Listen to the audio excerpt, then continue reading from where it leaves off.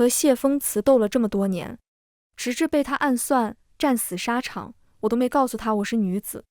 一朝重生，一个叫系统的玩意儿告诉我，你死的冤枉，为了弥补你，给你活下去的机会，今夜便是你的新婚夜。你夫君来了，快看，我给你挑了个模样最出众的。我兴致勃勃地掀起红盖头，不远处，一身红衣，正向我走来的新郎官，正是谢风辞。大家好，欢迎收看皮皮听书，这就是你给我挑的好夫君。我猛地关上门，质问系统。他一本正经地回道：谢风辞乃是当前世界观下排名第一的美男子，床子间的能力也最为出众。检测到宿主心跳过快，是太高兴了吧？高兴个鬼啊！谢风辞那张脸，在我眼里跟鬼没区别。就知道你会喜欢。不等我解释，系统骄傲地说：如今你灵魂归位，我也该功成身退了，告辞。然后他就消失得无影无踪。我冲到窗边，抬脚也要跑。丫鬟们尖叫：夫人，您这是做什么呀？大婚之夜，可不兴这样。夫人你想开点，我家公子马上就到了。窗的位置不高，但我毕竟死过一次，身体还有些僵硬，正准备跳下去，后衣领突然被人抓住，微凉的指尖碰到脖颈，激得我浑身一颤。去哪？谢风辞垂着黑眸，不带情地看过来。下人们全都撤了，我重新顶上红盖头，坐回床边。阿赤刚刚是要做什么？谢风辞慢条斯理地问着。阿赤是我现在的化名。他好像没认出我。也对，和他斗得你死我活那会儿，我还是个男人，直到死也没让人发现我女扮男装的秘密。我想透个气。我佯装镇定地说：原来如此，我还以为你忘了。忘什么？我下意识地问。谢风辞不急着回答，他用一把玉如意挑开我的盖头。我有些紧张，怕他发现我相貌上的端倪，可他偏偏还要用玉如意抬起我的下巴，看得仔细。我以为阿赤忘了，你求着嫁我，甚至不惜自毁名节，给我下药。眼下你已如愿，是不是该回报我了？给谢风辞下药？疯了吧？系统怎么敢的？在我灵魂归位前玩得这么野，害我现在不好收场。我艰难地问，那要怎么回报？帮我在世人面前演一出戏，一出夫妻伉俪情深的戏。行。我没问他为什么要演这出戏，反正只要不是真夫妻就行。谢风辞身居高位，得陛下重用，有些事不必知道太多。要演多久？看情况，约莫不会太久。好说，那今天先这样。我话还没说完，谢风辞突然压着我滚上床榻。你做什么？我惊恐道，说好不做真夫妻的呢。他倏地捂住我的嘴。嘘，外面有人。听他这么一说，我也察觉到，好似从刚才起就有人在监视我们。难道这就是他演这出戏的目的？外面的人迟迟不走，可能是没等到最关键的一环。谢风辞想了个法子，做戏做足一点。不待我问他什么叫做足一点，他突然抽开我胸前系带，绛红的外袍一敞，露出单薄的里衣。糟了，我身上有之前打仗留下的伤痕，大大小小，遍布全身。谢风辞若是看到，必会起疑。系统告诉过我，我重生用的是原来的身体，等同于诈尸。我死死扒住里衣，生怕谢风辞继续拖下去，但他没有。他俯身靠在我耳边，做交警状：别动，一会儿就好。烛火熄灭，放大呼吸。2辈子来，我第一次和这个男人贴得这么近。曾经的我们明争暗斗，恨不能对方赶快去死，如今却翻滚在同一张锦被上。谢风辞身上有熟悉的檀香味，2辈子我都闻不惯。记得以前某次下朝，我问他，谢大人信佛？不信。那你身上一股味儿。我凑近他闻了2下，学着身旁那些冰油子，笑嘻嘻说，好骚啊。谢风辞脸色铁青，气呼呼走了。可夫子不是说离骚离骚，骚本是个好字吗？思绪渐渐乱了。谢风辞的腰带松垮，泄露出净瘦均匀的肌肉。一会儿不要忍耐。他忽然说：“你要做什么？”谢风辞没回答，直接抬起手在我腰上掐了几下。我连连惊呼，随即我意识到，这声音在黑夜里多少有点暧昧不清。窗外人终于离去，谢风辞这才松开我。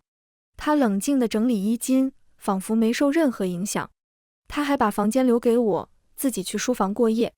然而这个晚上注定睡不安稳。我梦到了从前，我和谢风辞的矛盾全然是朋党之争。我替死去的兄长挂帅出征，不是为了权势和钱财，只是为了拼一条活路。谢风辞又何尝不是？他没有世家背景，在偌大的京城像一株谁都能折断的野草，可他就是一步步走下来了。谢风辞有治世之才，因此深得陛下重用。只可惜我们不属于一个阵营。我做程将军的那些年，我俩就没好好说过几次话。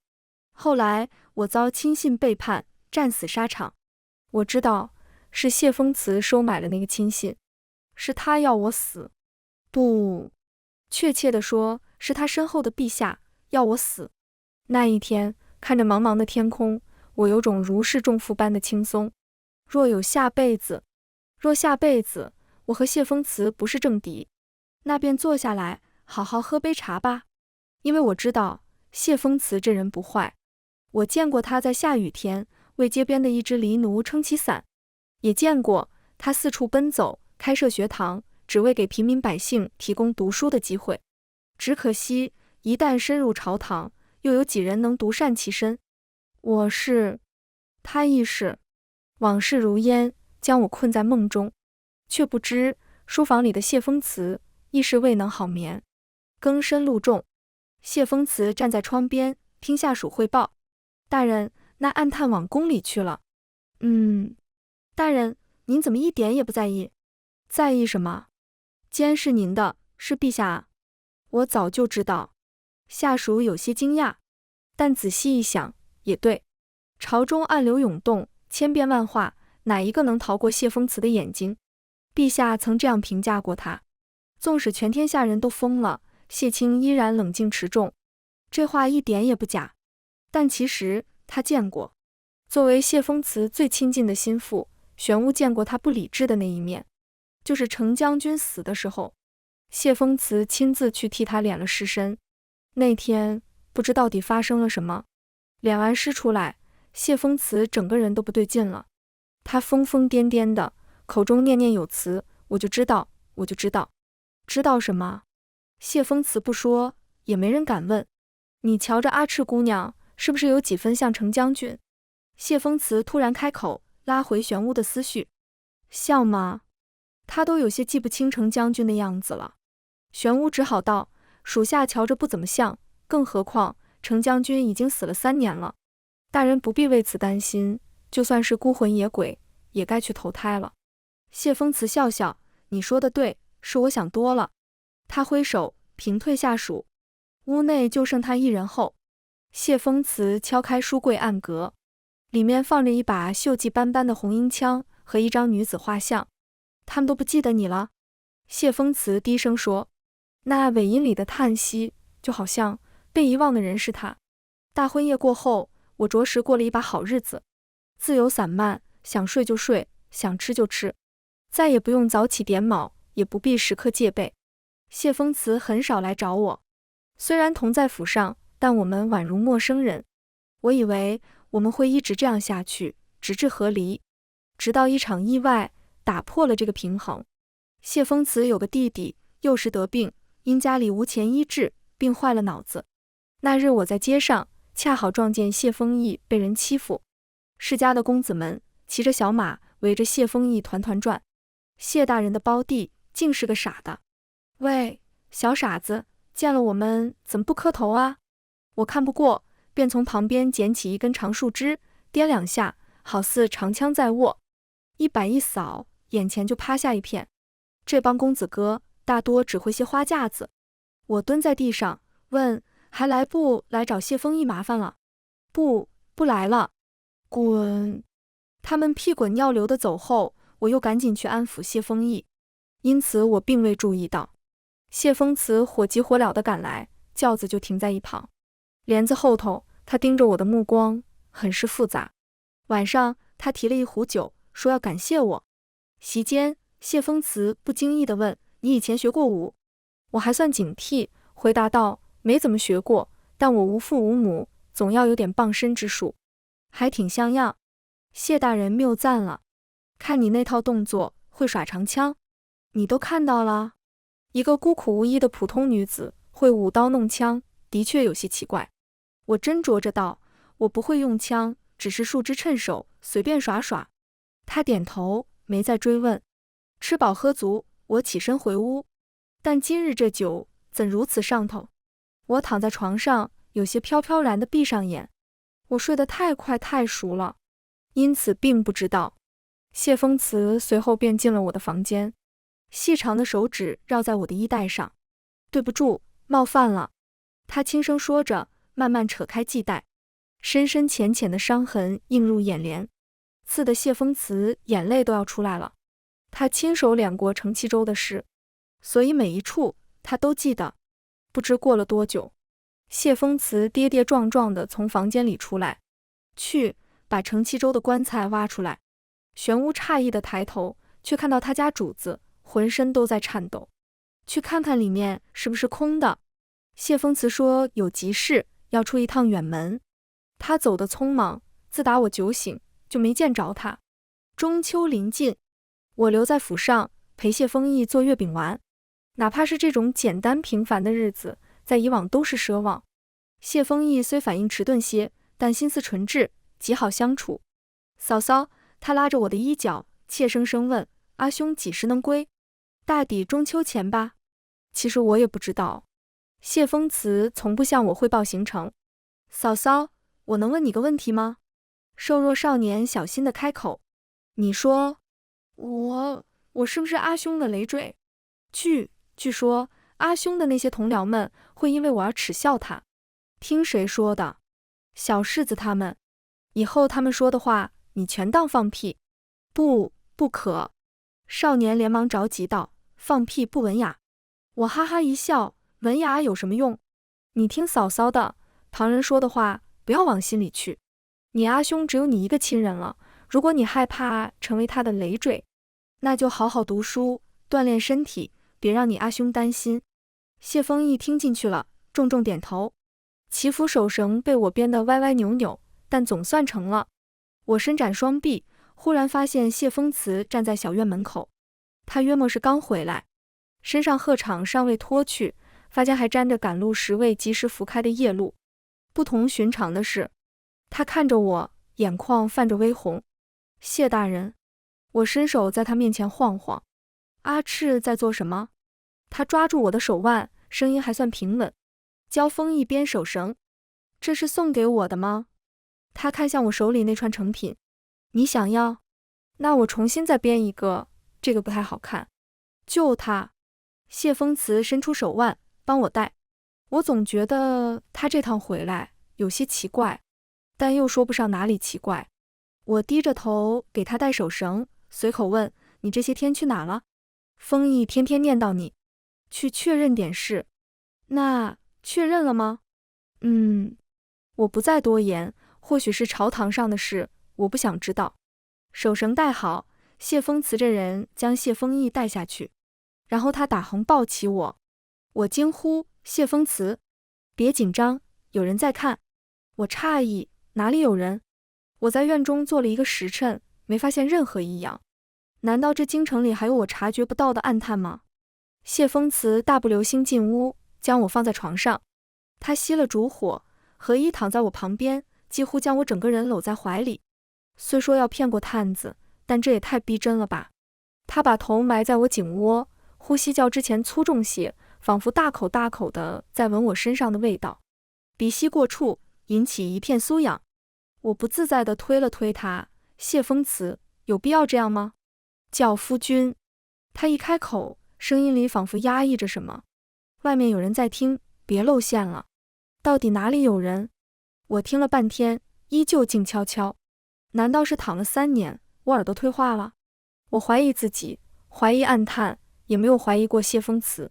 夫君，我别扭地叫出声。谢风辞呼吸一滞，搂着我的手紧了又紧，耳边传来喘息声，一次比一次粗重，听得人耳根发软。我想换个舒服点的姿势，便动了动腿，膝盖碰到了不该碰的地方，我和谢风辞皆是浑身一僵，尚且隔着衣摆都能感觉到炙热滚烫。反应过来那是什么，我脑子轰一下乱了。不是你，嘴巴也乱了。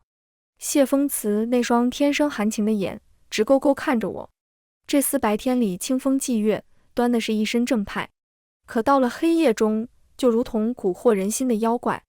吓到你了吗？有点。之前不是还给我下药？我没办法解释，那其实不是我做的。可是下药你都能忍耐，怎么现在就……我小声嘀咕。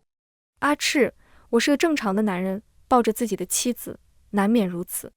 他沉沉叹息，让我想起以前军中那些男人常聊起这事，他们说不疏解会很难受。我看着眼前的谢风辞，实在不知该说些什么来缓解此刻的气氛，只好干巴巴地问他：难受吗？难受。等外面的人走了，你就可以自行解决。那要是他们不走呢？不走，那我俩就一直这样吗？会不会害到他身子？听说一直这样对身体不好呢。我脑中蹦出一个个问题。谢风辞忽然握紧我的手，帮我。什么？阿赤，帮我好不好？他低头亲吻我的指尖，嘴唇轻轻颤抖。见我没有立刻拒绝，他便拉着我的手伸向衣袍下面。我的心跳好像漏了一拍，很意外的，并不令我讨厌，像是一团暗焰燃在我掌心。我一动不动，全凭谢风辞手掌包裹着我，行云流水。手腕有些僵了，我轻弯一下指节，谢风辞好像受了莫大刺激，眼尾红成一片。我有些难为情，谢风辞，叫夫君，够了吗？够了。谢风辞仰起头，喉结一滚，用行动回答了我。自那晚过后，我和谢风辞的关系似乎变得亲近了。他总到我房里来过夜，缎子一样的长发洒在颈背上，领口微微敞开，也不知道在勾引谁。有时候我半夜醒来，发现他手臂圈着我，皮肤滚烫。我以为他病了，伸手去探他额头，却发现他病在另一头。阿赤，帮我！他这样哀求着，听得人心里软绵绵。一回生，二回熟，几次下来，我已经学会轻车熟路地把手探进他衣里。结束后，再由他仔细地清理我的手。中秋那日，陛下在宫中设宴，特意令谢风辞带上我。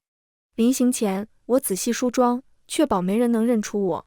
以前女扮男装时，我天天早起画粗眉，贴甲髯须，现下褪去那些伪装，我才记起自己原来是这般模样。进宫后，一切都很顺利。我跟在谢风辞后面，尽量少说话。宴席过半时，陛下称身体抱恙，先行离场。我这才松了口气，但这口气还没好好喘上来。御前大太监突然来请我和谢风辞去后方面圣，我一颗心又提到了嗓子眼。3年未见天子，他老了许多，身体也不大好，满殿里都飘着浓浓的药之味。谢卿，坐。宣帝亲切地招呼谢风辞，今日朕最开心的就是见到你与夫人伉俪和睦。宣帝笑眯眯道：谢卿，你是朕最信任的臣子，如今你成家立业，朕万分欣慰。多谢陛下。就是你这夫人。宣帝突然顿了一顿，缓慢道，看着有些眼熟。我心里咯噔一声，后背泛出一层冷汗。然而还未想好怎么接招，谢风辞就出声了。那人虽从小孤苦无依，但相貌端正清秀，臣以为不输京城的千金郡主们。闻言，宣帝哈哈大笑，你倒是对你这个夫人很上心。臣得此妻，死而无憾。能把不近女色的谢卿拴得这么牢，你有点本事啊。宣帝转头看向我，对了，你叫什么来着？我低着头道，回陛下，民女阿赤。哦，想起来了，你叫阿赤，因自小没了爹娘，所以也没有姓。正是，名字里带赤的女子并不多见啊。不过朕知道的还有一个谢卿，你可知是谁？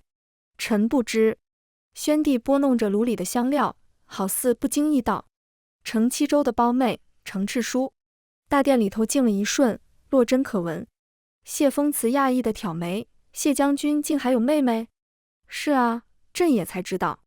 不过他和妹妹从小就分散两处，无甚来往，因此也未曾听他提起过。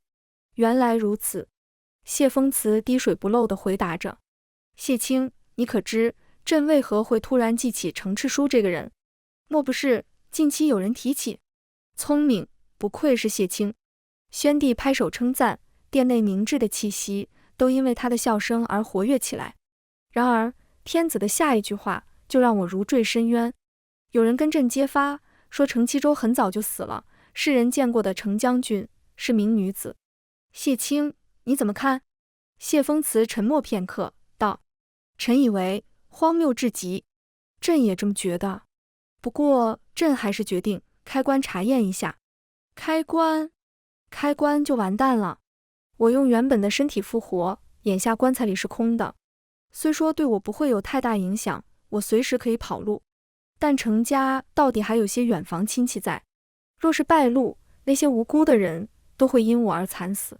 该怎么办？我内心万分焦灼。身旁谢风辞却突然跪在地上，端正地行了个礼。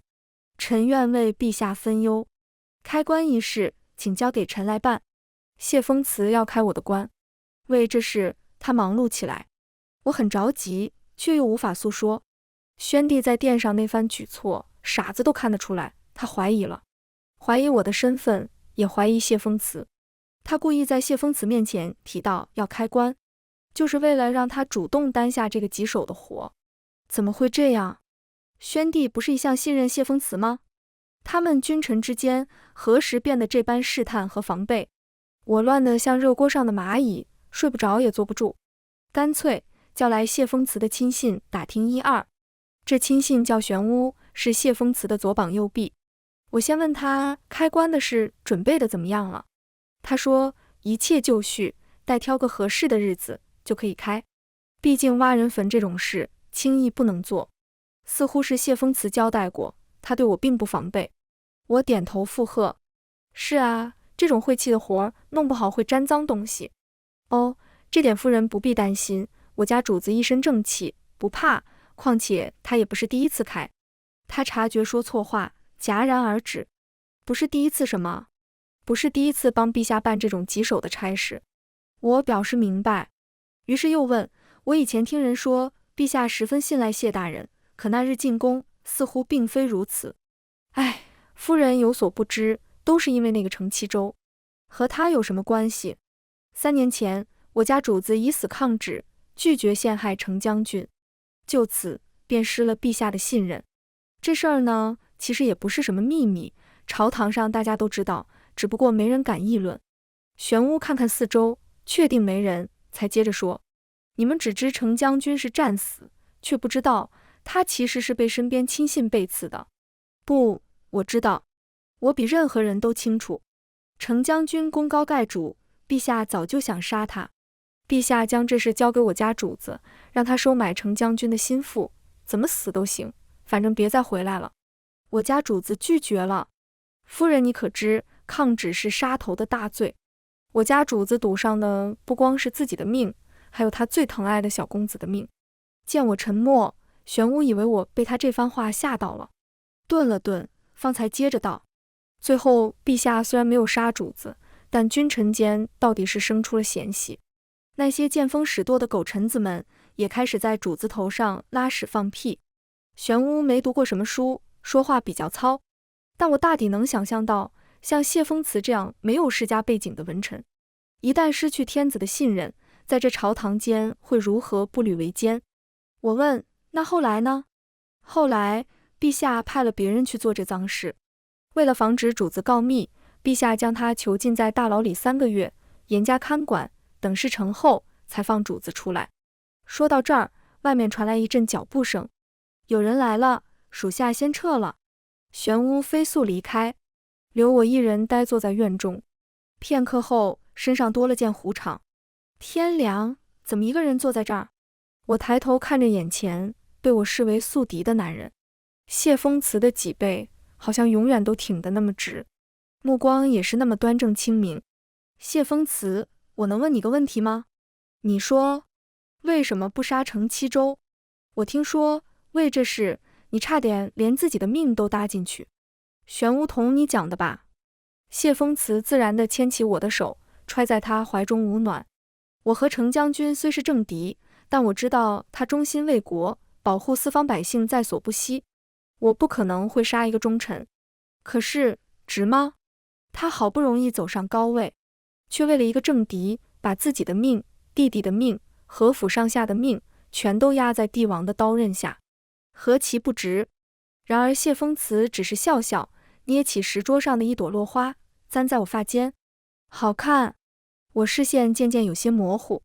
谢风辞，你后悔了吗？我只后悔没能救他。离开关的日子越来越近，我想帮谢风辞，却又无能为力。考虑再三，我跟他说，我们逃吧。他放下手中书卷，问阿赤何出此言？现在逃还来得及，谁爱开那个关谁去开，只是开个关，不必紧张。我急得跺脚，你听我的，我们可以去西北，那里天高皇帝远，没人找得到我们。谢风一说不准也会喜欢西北的风沙。阿赤似是断定，开关必有祸。对，从何断定？难道你知道些什么？谢风辞笑着看我，那目光却好像已经把我看透了。我咬着唇，难以启齿。死而复生，这等玄之又玄的事，怎么都解释不清楚。况且程七州是男的，我又该怎么解释我目前的身份呢？还是不告诉他比较好。我昨夜做了个古怪的梦，那口棺材里头是空的。陛下震怒不已，恐怕有好多人都要掉脑袋。确实古怪。谢风辞好整以暇地点点头，跟听说书似的。我没同你说笑，我的梦有时候很准的。那你何时能梦到为夫？什么？话头猛地一转，我差点没反应过来。谢风辞已经走了过来，将我抱到他膝上，双腿自然地缠在他腰边。阿赤若是梦见为夫，请务必在梦里对我好一点，别让我忍太久。我立刻明白他在说哪件事，脸颊登时燥热。我在跟你说正事。我也在说正事，天底下没有比这更要命的事了。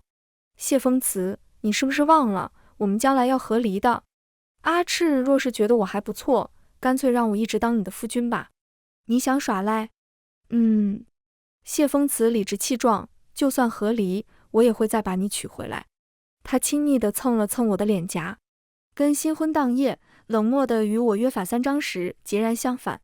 但我并不讨厌这种改变，就如同刚才我想拉着他和谢风义一起逃跑时，我也几乎忘了我们本要和离这件事。谢风辞让我坐在他腿上胡闹了会儿，直至最后衣袍变皱，氤氲上一块身子。他替我净好手，抱到床上，好好睡一觉，明日起来我们一同去开关。谢风辞去开关，还要带上我。从早起，我就是生不如死的心情。今日天阴，仿佛预示了结局。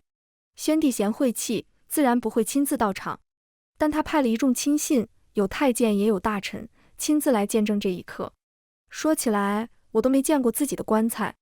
我醒来时就躺在郊外的破庙里，身体也恢复得和常人无异。棺材吊上来了，居然还是金丝楠木的。我很诧异，陛下要我死，我居然还能用得上金丝楠木的棺材。等等，不对，是谁替我敛的事？我怎么忘了这么重要的事？我醒来时身上穿的不是我那件破损的盔甲，那就说明有人替我换了衣裳。只要换衣裳，我的身份就暴露了。可那人又为什么要给我一口金丝楠木的棺材？谢风辞侧头看我，你脸色不太好，害怕吗？有点。他主动来与我十指紧扣，怕就低下头，不要看了。他以为我害怕开棺的场景，可我害怕的是，这天底下竟有人早在3年前就知道了我的秘密。轰的一声，棺材盖一开，我浑身冷汗，不敢抬头。全场一片静寂，只听场中仵作突然高声宣判：尸者为男。我惊讶地瞪大眼睛，有尸体，而且因为一直密封在金丝楠木棺材中，尸体尚未完全骨化。虽然已经看不清容貌，但经仵作查验，确定是男性。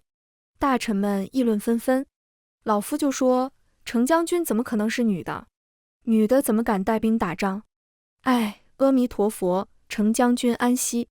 这究竟是怎么一回事？难道是系统留的后手？不，那个叫系统的玩意儿没这么靠谱。身旁，谢风辞轻轻晃了晃我的手。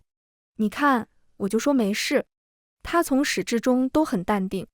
监督的任务完成了，官员们逐一离开，回去上报。谢风辞留下，替程七州重新下葬。玄武买了一壶酒，洒在坟上。兄弟，对不住了，你都死了3年了，还把你挖出来。你放心，你那一家老小，我们都会替你照顾好。谢风辞也蹲在坟前。雀鸭，辛苦你了。你们叫他什么？我问。雀鸭是主子的一名暗卫，玄武回答道。3年前他病死了，刚好适合用来填这口棺材。我的嘴唇微微颤抖，好像离真相越来越近了。这里不是葬着程七州吗？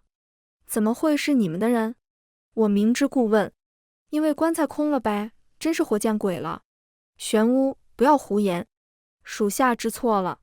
谢风辞挥洒着纸钱道：不找具尸体来替代，怎么瞒得住陛下？到时候不光程七州女扮男装一事会暴露，连她还活着这件事也会暴露。玄武啊，她是女的，她还活着，在哪？谢风辞抬眸看看我，诺，不就在这儿。我发誓我真的什么也没做。玄武直接吓一大跳，往后蹦了1丈多远。夫人，事已至此，我也不必再辩解。我直接问谢风辞，你什么时候知道的？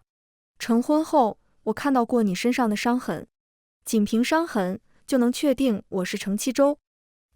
能，因为当初就是我来替你收的尸。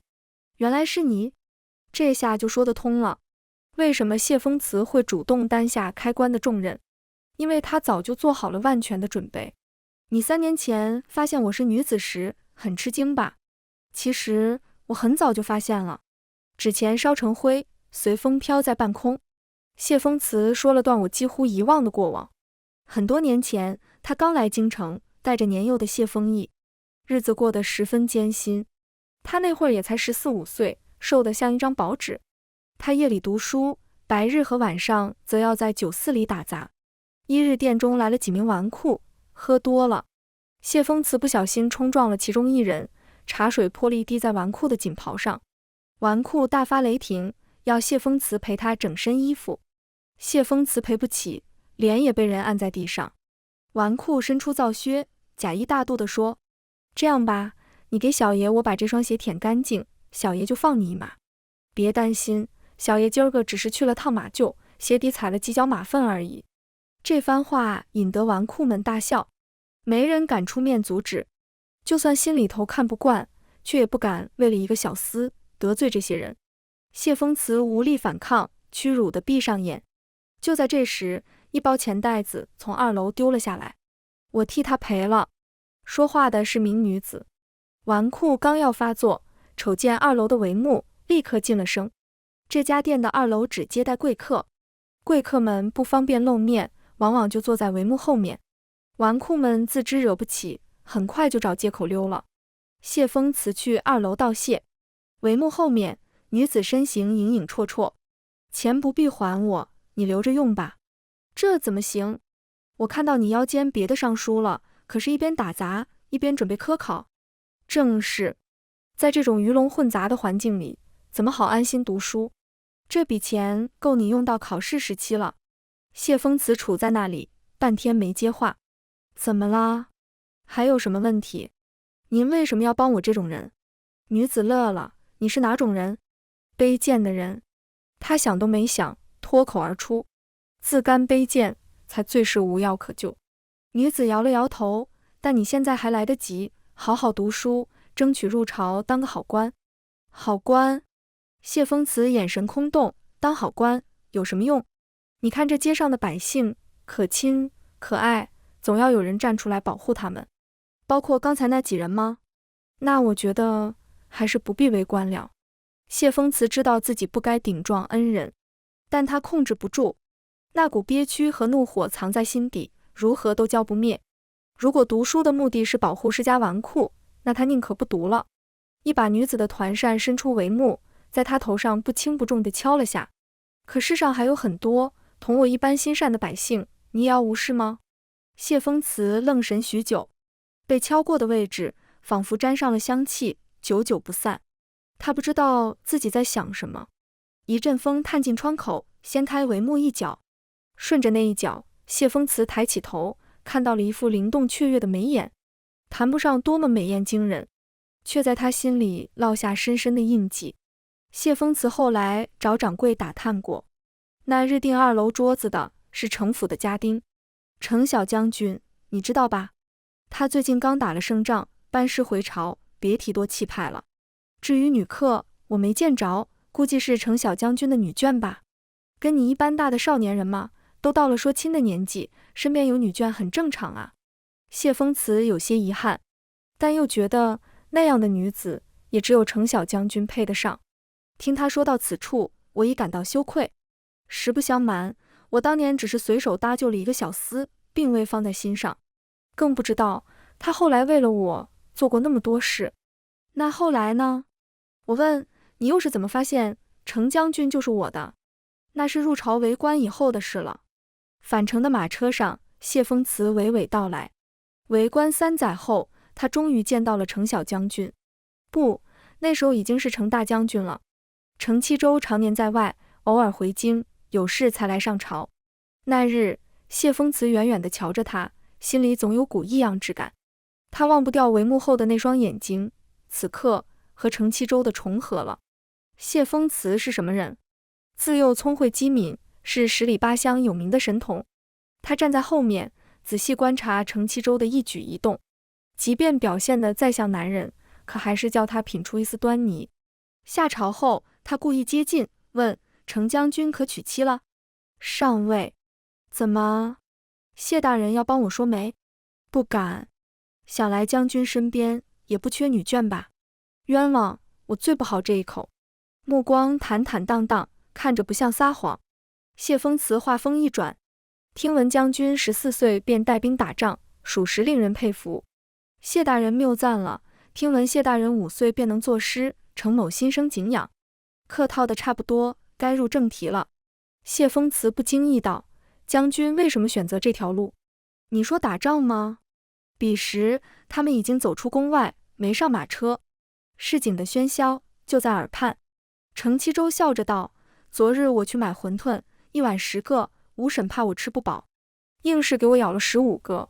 吴婶就是街上那位卖馄饨的大娘。还有边境上，百姓自己都穷得揭不开锅了，硬是要摊块香香热热的饼子塞我手里。这些与你从武有什么关联？谢风辞疑惑地问。程七周笑笑，我确实有1万个理由不上战场，可是一想到这些百姓可亲可爱，总要有人站出来保护他们，那1万个理由就统统作罢。谢风辞心头猛地烫了一下，一模一样的话语，就是他，就连语气里的雄心壮志都不曾更改。谢风辞从未有过这么激动的时刻，虽然他面上不显。自此后，他做将军，他做文臣，他帮他守着这个秘密，直至现在。这些年来，他的目光总落在他身上，看到他带着伤回京述职，谢风辞很心疼。她一个女子，要忍受多少痛苦才能走到今天？又恨他的不解风情。得知他回京，他开心的睡不着，连夜起来学着那些翩翩公子们给外衣熏了香。可他却说，你身上有股味儿。即便如此，谢风辞也想好了，等战事全都平定，他就去表明心意。欺君乃是大罪，必不能让他败露。他可以辞官，以后就身居将军府，打理内宅，不叫人发现。可是他们都没等到那天，这世道终究辜负了良将。回到谢府时已是夜晚，听说陛下听闻验尸结果后，没再有什么表示，估计暂时打消了他的疑虑。我也明白，陛下为什么先前要找人盯着谢风辞了。宣帝怀疑程七周是女子，又联想到谢风辞的抗旨不从，因此猜测谢风辞可能早就喜欢程七周。他监视谢风辞，只是为了确认这一点。只有谢风辞自愿和别的女人在一起，才能让宣帝的多疑减轻一点点。谢风辞当时答应娶我，也是为了应对这一劫。陛下确实聪明，但还是输谢大人一筹。沐浴完后，我主动跨坐在谢风辞腿上，夸他：这么聪明的谢大人，是谁的夫君呢？哦，原来是我的。谢风辞扑哧一笑：不合离了。此番情况特殊，暂且不离了。合离，宣帝会再度起疑。不说谢风辞了，恐怕到时候连我的祖上18代都要查一查。那今夜阿赤可愿垂怜我了吗？谢风辞看向我，眼睛里已有了压不住的暗焰。我解开衣带，低头亲吻那双唇。谢风辞的唇没被人亲过，稍稍用点力，变成了暧昧的嫣红色。我胸口有一道疤，15岁时留下的。谢风辞拂过那道疤，吻遍全身。烛火摇曳，在床围上映出起伏的身影，将夜晚拉得格外漫长。日子仿佛平静下来。谢风辞没够，每天都要折腾到很晚，早上却依旧能精神抖擞地去上朝。系统果然没骗人，他的评判标准绝对不会有错。只是这平静之下，总好似掩盖着汹涌的暗流。半年后，年幼的太子突然反了。宣帝一直没有子嗣，老来才得这一子，还不大聪明，以太子的脑子是不可能会反的。联想到谢风辞最近的忙碌，我好像明白了什么。今早出门前，他嘱咐我和谢风义留在家中，哪都不要去。倘若他傍晚时没有回来，就立刻出城离开，走得越远越好。眼下已快到傍晚，京城风云雨来，黑云压着天空，雷声阵阵轰鸣。太子反了，世家们不会坐视不管。眼下不知有多少方势力汇集在京中。谢风辞能活着回来吗？我不知道，但我知道一件事，我尚有一条路可以帮到他。我将谢风义托付给最信任的婢女，挖出埋在院子中的一方木箱，这是我复活回来后悄悄置办的，以备不时之需。我穿上那身崭新的战甲，点燃箱子里的烟火，连宣帝都不曾知晓。程家世代为将，在民间藏了一支程家军，不认服，只认2样东西：烟火和人脸。只有程家的血脉可以调他们出山。这也是为什么程家的每一个子孙都要在13岁大肆操办生辰宴，根本不是为了庆生，而是为了让那些藏于暗处的人记住程家血脉的脸。只是我还差一把枪，来不及准备了，随便找一把剑凑合一下吧。可就当我要出门时，谢风义突然拦住我。他没问我要去哪里，他或许早就知道。小少年只是看了一眼我手里的剑，鼓起勇气说：嫂嫂，请随我来，我们去取你的枪。日头渐渐垂落，宫内形势愈发焦灼。宣帝已经死了。谢风辞手持长剑，浑身染血，看着面前瞪大眼睛，至死都不敢相信的帝王。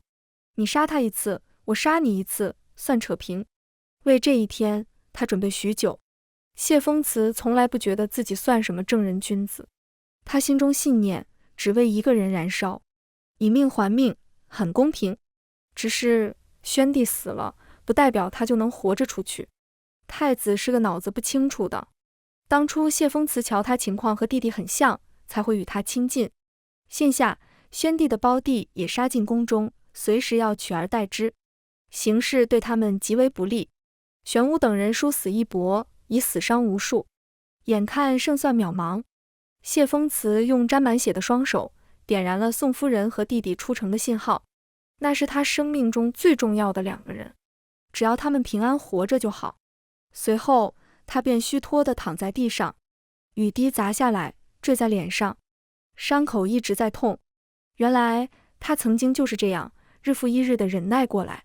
闭上眼睛，面前浮现出他的样子，无期的眉目，可解天下一切痛苦。谢风辞心满意足，迎接死亡。然而就是这一刻，突然战鼓擂擂，马蹄轰鸣，宫门大开，那人手执红缨枪，马蹄踏着鲜血，破开雨幕，直奔而来。扑通一声，禁卫军里有些人跪在了地上，他们是从边关将士里提拔上来的。程将军，属下拜见程将军。那尊杀神回来了，京城有救了。半年后，太子已是天子，谢清已成摄政王，社稷祥和太平。只有那天在宫里目睹了叛变全过程的工人们，会在夜深人静时怀疑自己，那日看见的究竟是不是程将军的鬼魂？如果是，他为何长发高扬？如果不是，怎么可能有人带兵跟程将军如出一辙？没人知道答案。摄政王府上，我时不时打个喷嚏，遵从我的意愿。此后，我将以程赤书的身份活着。经年累月的伤，让我不便再上战场，外加死过3年，身体大不如以前。回归平静的生活，便是最好。傍晚时分，谢风辞回府，带了我最爱的烧鸡。谢风义今日文课和武课都大有进步，他和玄武跑到外面比武，鸡飞狗跳，热热闹闹。我靠在谢风辞怀里，看明月皎洁，铺照千万里。我想要的太平盛世就在眼前。全文完，皮皮听书，感谢您的观看，我们下个故事再见。